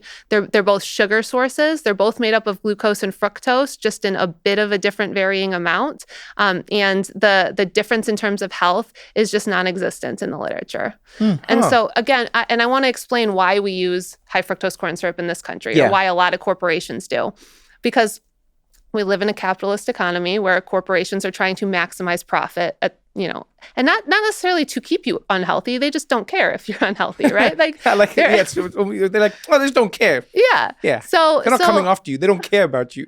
And I think that that's part of like this conspiratorial idea that everyone's trying to keep people sick, but it's actually not. It's just the logical conclusion of the system that we've built, which is to prioritize profit at the expense of everything else, right? If your main value is profit, you're going to do things like buy the cheapest ingredients possible.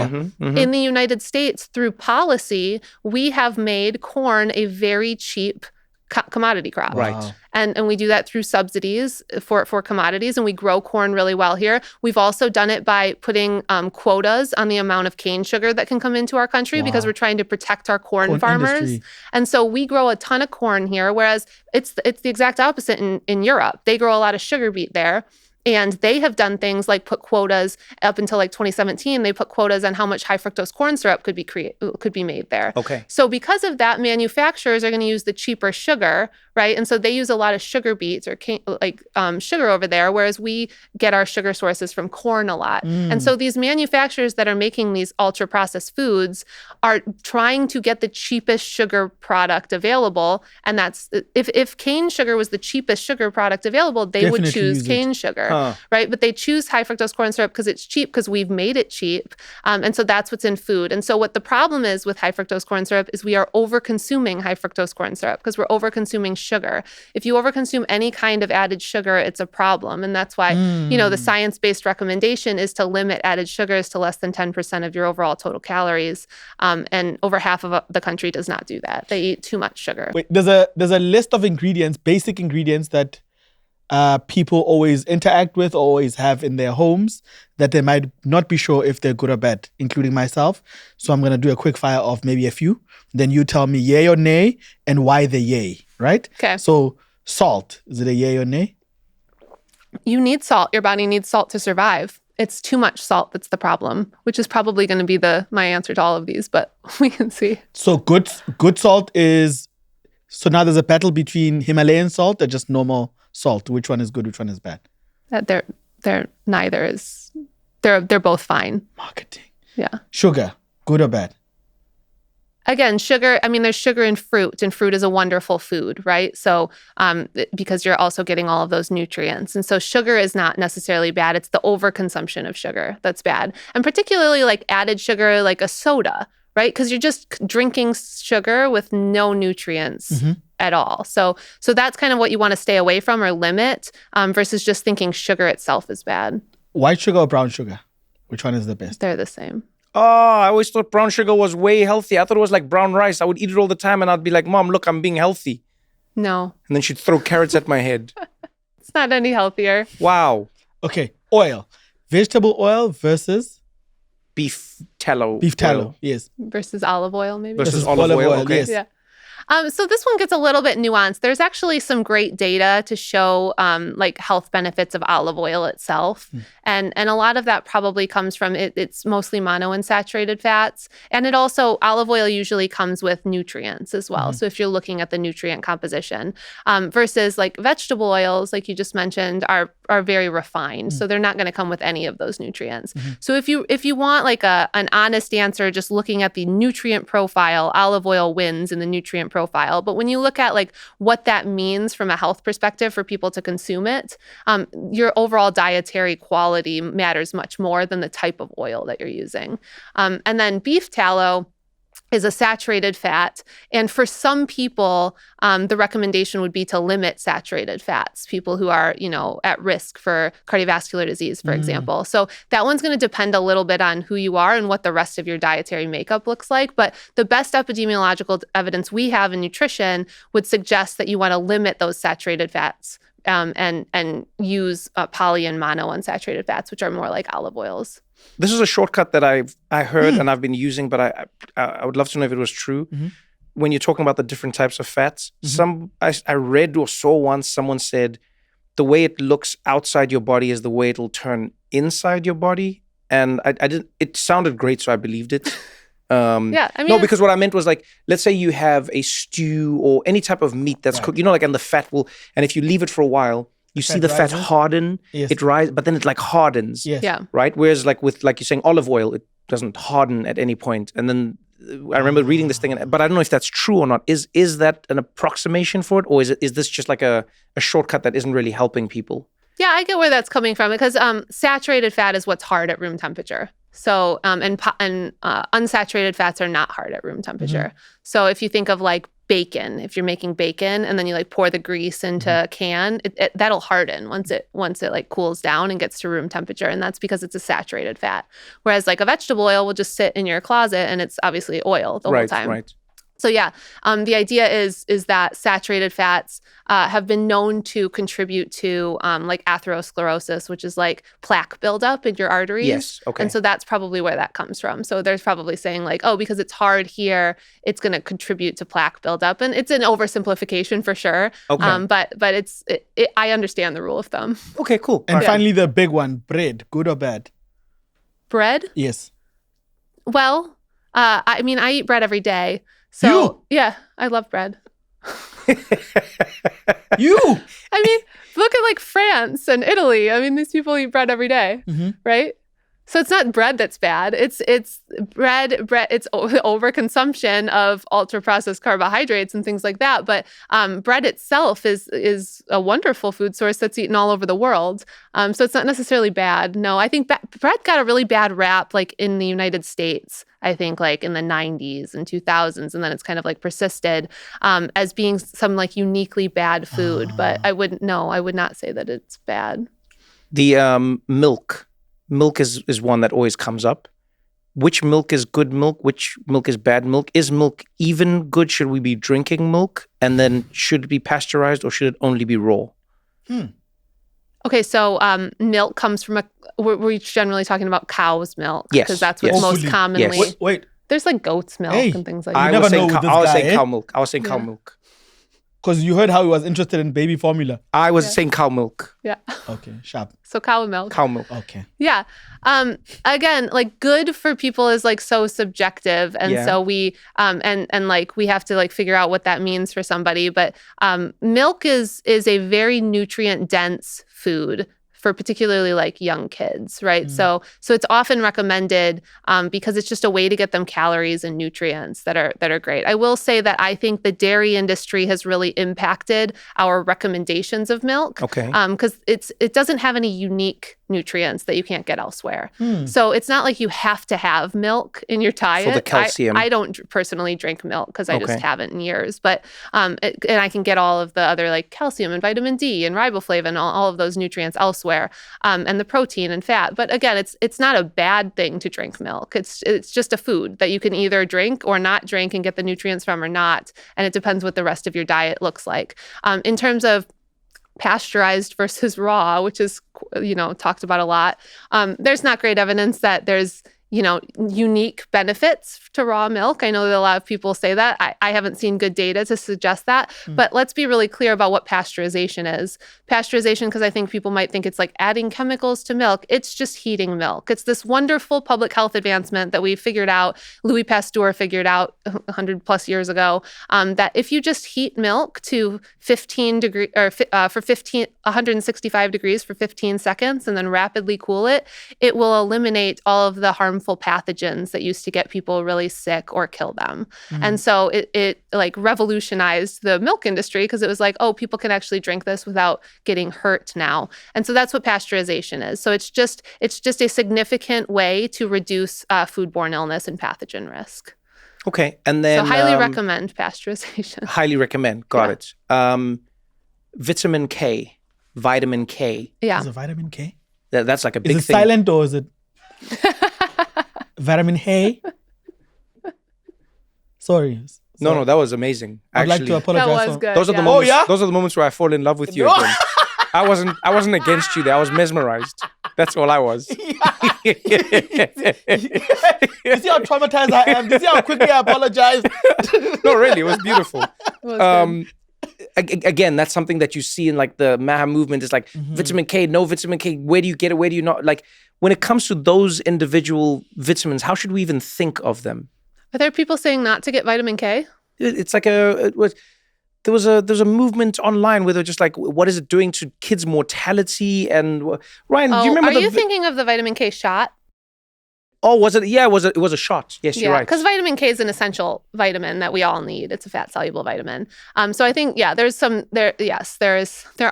videos about the vitamin K shot. So the vitamin K shot is given to newborns, Right. And it's to prevent vitamin K deficiency bleeding. And so newborns don't have adequate vitamin K like we do. So Okay. our bodies, our microbiomes make a bit of vitamin K, and then we get it from our diet as well. And what it does is it plays a essential role in the clotting cascade. So it allows your blood to clot if there's a bleed, so you don't bleed out. Oh, But infants don't, like newborns, don't have that ability because they don't have adequate vitamin K. And so for years and years, I mean decades, forever, there was no understanding when an infant would bleed.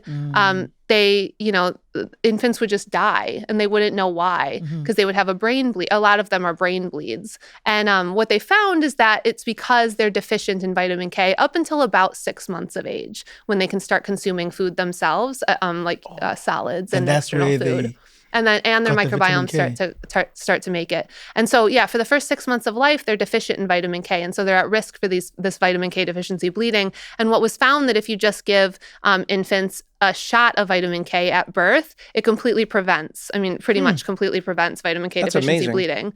And so it's given to all babies because there's no way to know which babies would have these bleeds. Got it. Right. And so Okay. in order to prevent that, you give a vitamin K shot to these babies.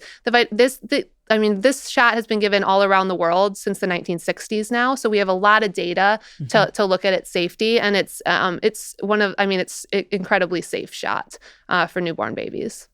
Supplements is the last thing I'll ask you about because that has just become. You got to wake up and are you taking your collagen? Are you taking your lion's mane? Are you taking your What did you give me that look when I said lion's mane? Are you taking That was funny.